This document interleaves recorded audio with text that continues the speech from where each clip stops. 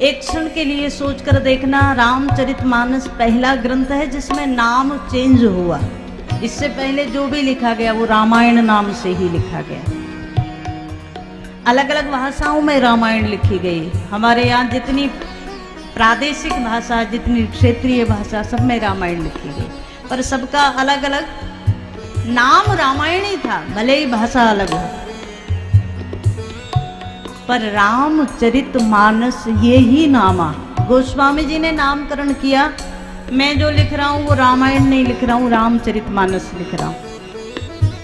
पूछा क्यों? आपने परंपरा क्यों बदल दी? सबने रामायण लिखी तो आप भी रामायण लिखो।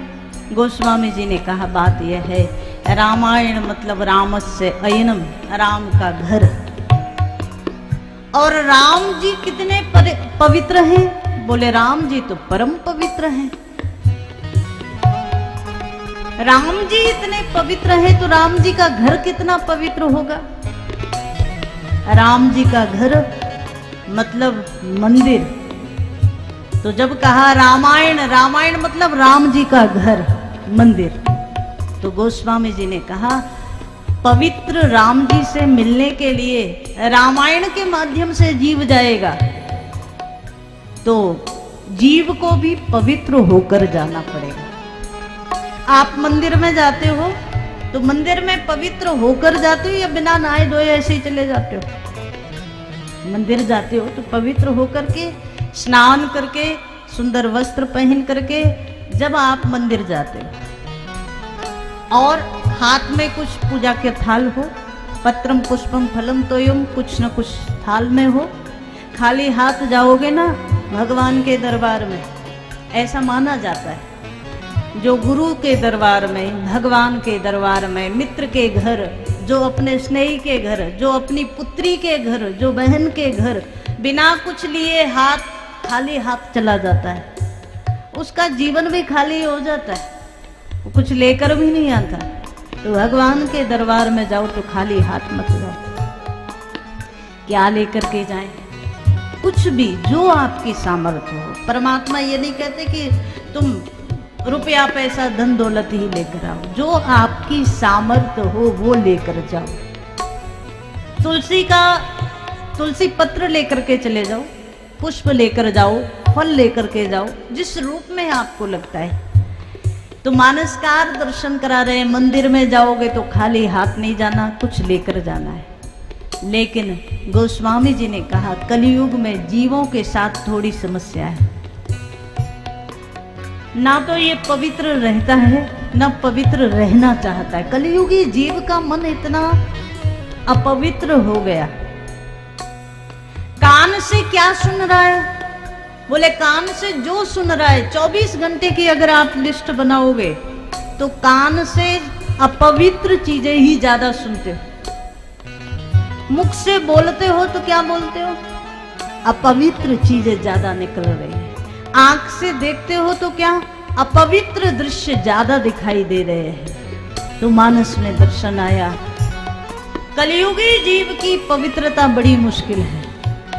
तो गोस्वामी जी ने मंदिर नहीं बनाया, रामायण नहीं बनाई, रामचरितमानस ये ही नामा। मानस मतलब मान सरोवर, रामचरित्रों का मान सरोवर बना रहा हूं, तालाब बना रहा हूं। किसी ने कहा इससे क्या होगा? गोस्वामी जी ने कहा जो व्यक्ति मंदिर में जाता है वो स्नान करके जाता है, पर तालाब में कोई जाए तो स्नान करने के लिए जाता है। वहां कोई नियम थोड़ी है नहा धो कर जाओ। मंदिर में जाते हो तो नियम है सुबह 8 से 12 ही दर्शन होगा, शाम को 4 से 8 बजे तक ही दर्शन होगा। तुम इसके बीच में चले गए तो दर्शन होगा? नहीं होगा। लेकिन सरोवर का कोई नियम है क्या? सरोवर में तो कभी भी जाओ, कभी भी दर्शन होगा। तो मानो एक बड़ी बढ़िया बात, कलयुगी जीवों को सहज सरल रूप से भगवान की प्राप्ति हो जाए, इस भाव से गोस्वामी जी ने रामचरितमानस बनाया। नाम सुंदर दिया, 7 सोपान, 7 कांड दिए। पहला बालकांड, बालकांड में क्या है बोले, भगवान के जन्म से लेकर बालपन की जो लीलाएं वो है, विद्याध्ययन है, और भगवान के विवाह तक की लीला इसमें कही गई। इसके बाद दूसरा कांड अयोध्या कांड। अयोध्या कांड में भगवान के वनवास की लीलाएं, मतलब वन गमन की जो अयोध्या में जो घटनाएं घटी वो सब अयोध्या कांड में आए, और भगवान अवध को छोड़ करके वन की लीला में चले। ये सब घटनाएं, भरत जी का चरित्र, ये सब अयोध्या कांड। हम अगर इसे देखें अपने जीवन में घटित करके, तो जब आप बालकांड को पढ़ते हो, जब आप बालकांड का स्वाध्याय करते हो, जब आप बालकांड की कथा सुनते हो, कहते हो, तो मानो ये हमारा आपका बचपन है जो आनंद से बीत गया है ना। कौमारम यौवनम जरा, गीता में कहा गया ना, 3 अवस्थाएं हैं जीव की, और तीनों अवस्थाओं में बचपन जो है वो तो आनंद से बीत जाता है। बचपन में कोई फिक्र नहीं, कोई चिंता नहीं, कोई समस्या नहीं। लेकिन अयोध्या कांड जो है वो बड़ा कठिन है महाराज। अयोध्या कांड मतलब तुम्हारा गृहस्थ जीवन जहां से प्रारंभ होता है। तुमने जो सीखा उसको अपने जीवन में प्रयोग करना, व्यवहार में प्रयोग करना, संसार के धरातल पर उसको उतारना, ये अयोध्या कांड है। तीसरा कांड कौन सा है?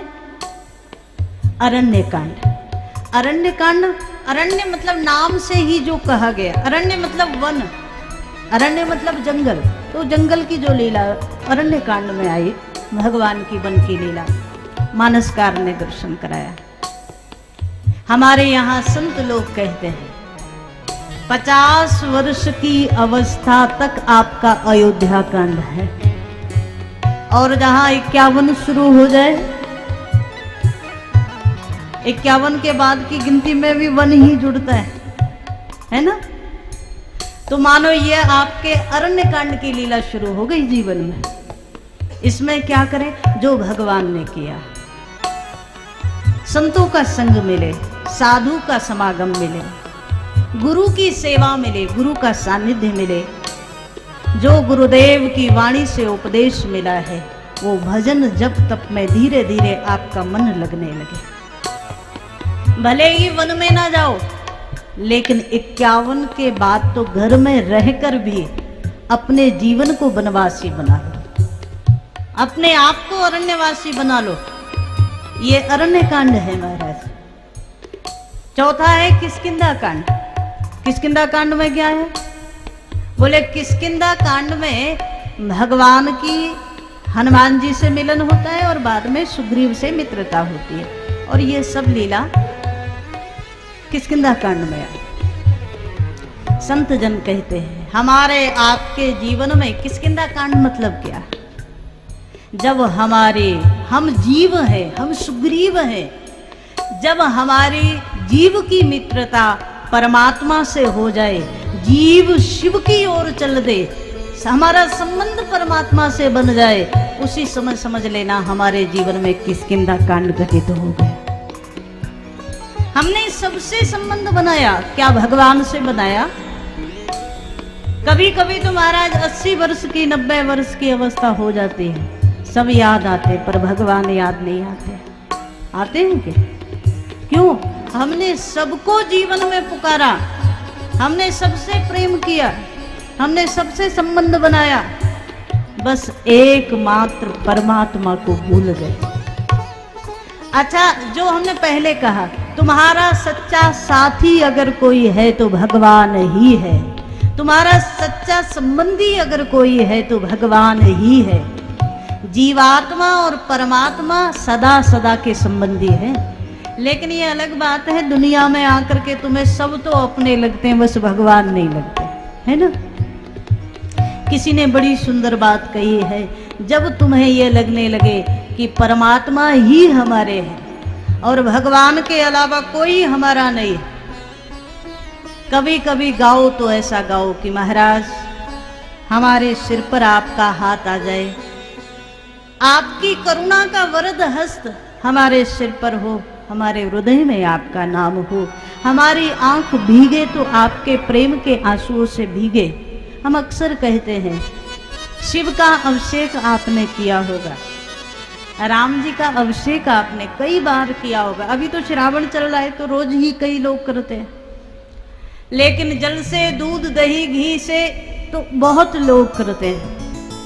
पर कभी ऐसा अवसर परमात्मा दे दे, ऐसा प्रेम परमात्मा पैदा कर दे और तुम्हारी आंख से आंसू निकले, तो वो सबसे बड़ा शिव अभिषेक है महाराज। कथा में, सत्संग में, नाम जाप में भगवान को याद करते ही हमारा नेत्र भीग जाए तो भगवान की अतिशय कृपा है।